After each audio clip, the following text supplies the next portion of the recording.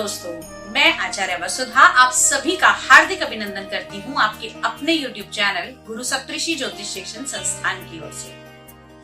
दोस्तों, क्या आपके जीवन में भी संघर्ष बहुत अधिक है?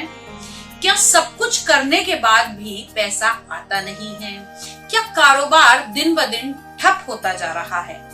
संतान को लेके बहुत ज्यादा परेशान हैं और रात को सोते हुए पैरों में लगते हैं झटके। घर के वो पूर्वज जो इस समय इस दुनिया में नहीं हैं, क्या वो बार बार आपके सपनों में आते हैं? अगर ऐसा कुछ है तो आज हम करेंगे आपकी समस्या का समाधान, बताएंगे कि ये किस चीज के लक्षण हैं और कैसे आप इनसे मुक्ति पा सकते हैं। जी हाँ, पितृदोष कुंडली में बनने वाला एक ऐसा दोष जिसके कारण जिंदगी बद से बदतर हो जाती है। कई बार पितृदोष जो न केवल आपको बल्कि आने वाली और पीढ़ियों को भी परेशान करता है। पितृदोष ऐसी सेंध है जो धीरे धीरे पूरे घर को खा जाती है। पितृदोष एक ऐसा योग है आपकी कुंडली में जिसके बनने से आप चाहकर भी उन्नति नहीं कर पाते। तो आइए जानते हैं पितृदोष के क्या क्या लक्षण होते हैं। सबसे पहले, जैसा मैंने कहा कि रात को जब भी आप सोते हैं तो आपके पैरों में झटके लगते हैं, तो ये भी एक पितृदोष का कारण है। कई बार ऐसा होता है कि आपके पूर्वज आपको बार बार लगातार सपने में दिखाई दे रहे हैं, खाना मांग रहे हैं या कोई और चीज मांग रहे हैं। कई बार ऐसा होता है कि घर की स्त्रियों को रात को सोते समय बहुत अधिक डर लगता है। अगला कारण, घर के अंदर बीमारी घर करके बैठ जाती है। एक व्यक्ति उठता है तो दूसरा फिर बेड पे आ जाता है, दूसरा उठता है तो तीसरा, या अगर मैं कहूं कि दवाइयां घर के अंदर तांता लगाए रहती हैं। डॉक्टरों का लगातार आना जाना लगा रहता है। कई बार ऐसा होता है, इसके कारण जब भी कोई आप शुभ काम करने जा रहे हैं तो घर के अंदर कलह कलेश या परेशानी या दिक्कत अवश्य आ जाती है। कई बार ऐसा होता है कि संतान या तो होती नहीं, होती है तो उसकी मृत्यु हो जाती है। विवाह बार बार बात बनकर टूट जाना या बात ना बन पाना, या अगर हो जाए तो उसके बाद में तलाक हो जाना। अगर मैं कहूं तो वंश बेल या तो आगे बढ़ती नहीं है, बढ़ती है तो ऐसी नहीं होती कि जिससे आपको संतुष्टि मिले। अब ये सारे कारण क्यों होते हैं, अब इसको भी जान लीजिए। पितृ दोष यानी कि जो हमारे बुजुर्गों के द्वारा हमें लगा वो दोष। कई बार ऐसा होता है कि जन्म कुंडली में हमें पितृदोष लेकर आते हैं, इसका कारण हमारे पूर्वज होते हैं। हमारे पूर्वजों ने अपने माता पिता के साथ कुछ ऐसा किया जिसके कारण उनकी आत्मा अतृप्त रह जाती है। कई बार ऐसा होता है कि परिवार के कुछ सदस्य चले जाते हैं लेकिन उनकी सद्गति नहीं हो पाती। कई बार ऐसा भी होता है कि आप पितरों के द्वारा बनाई गई परंपरा यानी आपके पूर्वजों के द्वारा बनाई गई पूजा पाठ परंपरा, इन सब की अवहेलना करते हैं, उनको नहीं मानते, तब भी आपके पितर आपसे रुष्ट हो जाते हैं। कहते हैं ना कि घर के बच्चे को जितना मनाना मुश्किल है उतना ही घर के बुजुर्ग को मनाना भी मुश्किल होता है। पितृ वो होते हैं जो हमारी जड़ें होते हैं, जिनके आधार पर पूरा वृक्ष खड़ा होता है। और जब जड़ें खराब हो, जड़ों में दिक्कत हो, तो आगे आने वाले तने फल फूल पत्तियां विकास ही नहीं कर पाते। तो पितृदोष का कैसे जाने कि आपकी कुंडली में पितृदोष है? जब बच्चा पैदा होता है तो हम उसे सूर्य और चंद्रमा धारण कराते हैं, क्योंकि हम ये कहते हैं कि सूर्य हमारी कुंडली में पिता का कारक है और चंद्रमा हमारी कुंडली में माता का कारक है। पितृदोष यानी पिता के द्वारा बनने वाला दोष, चाहे वो हमारे दादा के परदादा के किसी के भी द्वारा बन रहा है तो वो पितृदोष में काउंट होता है।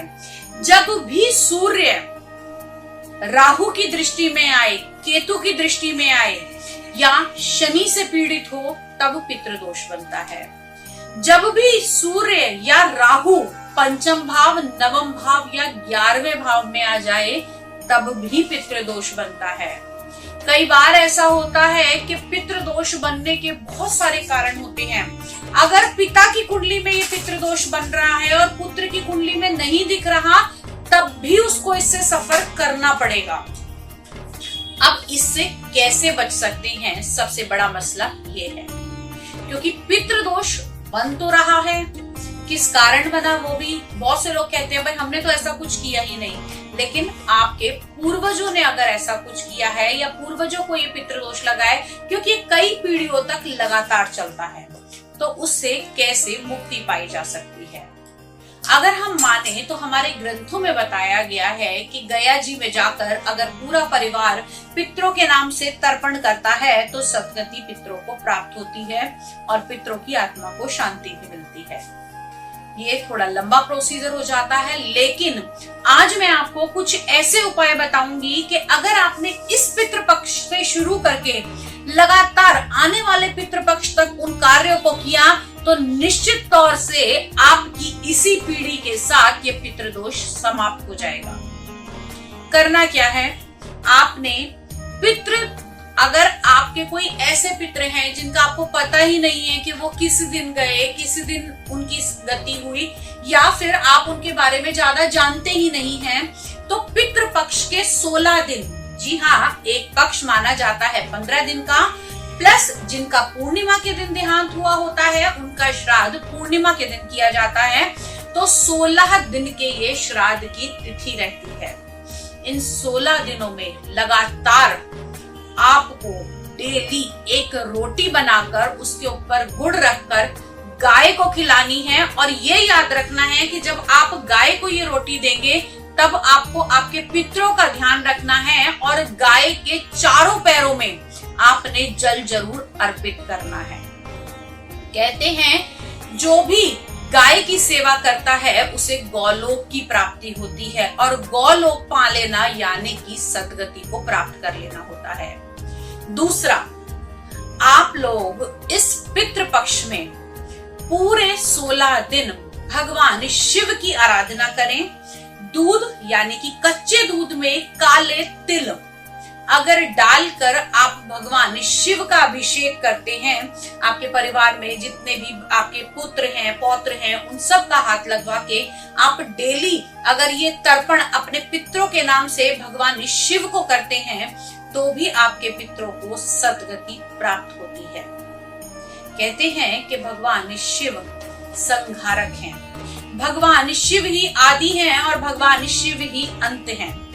शमशान के बाहर अगर कभी आप देखें तो आपको शिव जी दिखाई देते हैं, क्योंकि अगर सद्गति चाहिए तो भगवान शिव के चरणों में जाना अति आवश्यक है। अगला उपाय, अगर आपको लग रहा है कि आपके पितृदोष के कारण आप बहुत ज्यादा परेशान हो रहे हैं, तो इसी अमावस्या से एक पितरों की थाली, पितरों के नाम की थाली जिसमें खीर, पूरी, सब्जी और साथ में एक सफेद रंग का कपड़ा आप अवश्य रखें, और ये हर अमावस्या के दिन निकाल कर आप अपने परिवार के नाम से मंदिर में जरूर दीजिए। इससे आपके पितरों की शांति होगी और आप वहां क्षमा याचना भी कीजिए कि मुझसे जाने अनजाने कोई गलती हुई है या मेरे बड़ों से कोई जाने अनजाने गलती हुई है जिसके कारण मैं ये पितृदोष भुगत रहा हूँ, आप मुझे क्षमा करें और अपना आशीर्वाद प्रदान करें। इससे निश्चित तौर पर आपके पितृ आपसे खुश होंगे, क्योंकि अगर हमारे बड़े हमसे रूठना जानते हैं तो हमारे बड़े हमें क्षमा करना भी जानते हैं। देरी और दूरी सिर्फ प्रायश्चित की है।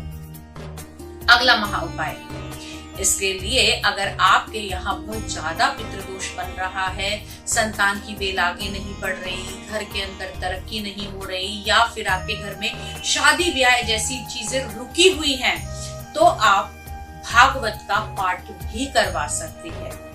कहते हैं भागवत के पाठ से भी पितरों को सद्गति प्राप्त होती है, लेकिन उस पाठ में आप ऐसा नहीं कि आपने पंडित जी को बैठाया और पाठ कर दिया, उसमें परिवार के पुत्र पौत्र को बैठना आवश्यक होता है। यदि लगातार एक व्यक्ति नहीं बैठ सकता तो एक उठेगा और दूसरा बैठेगा, तभी पितृदोष से शांति प्राप्त होती है।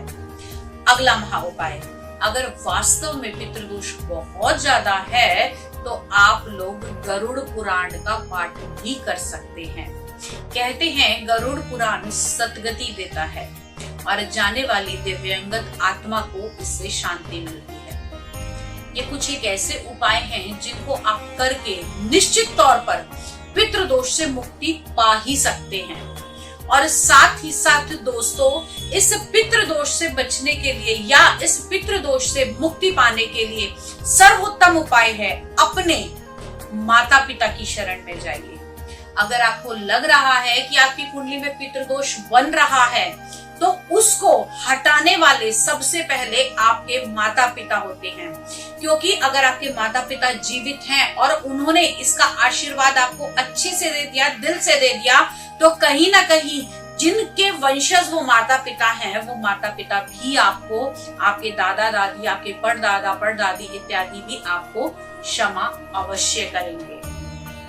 इसके अलावा अगर आप हमसे कुछ ऐसी जानकारी पाना चाहते हैं जो वीडियो में मैंने नहीं बताई पितृदोष से जुड़ी हुई, तो आप हमें कमेंट बॉक्स में लिखकर हमसे जानकारी पा सकते हैं। आज की वीडियो में इतना ही। अगले वीडियो में फिर से मुलाकात करूंगी, लेकिन उससे पहले यदि आपने अब तक चैनल को सब्सक्राइब नहीं किया है तो प्लीज सब्सक्राइब कर दीजिए। साथ ही साथ बेल आइकॉन को जरूर दबा दीजिए ताकि आने वाले सभी वीडियो आपको समय से मिल सके।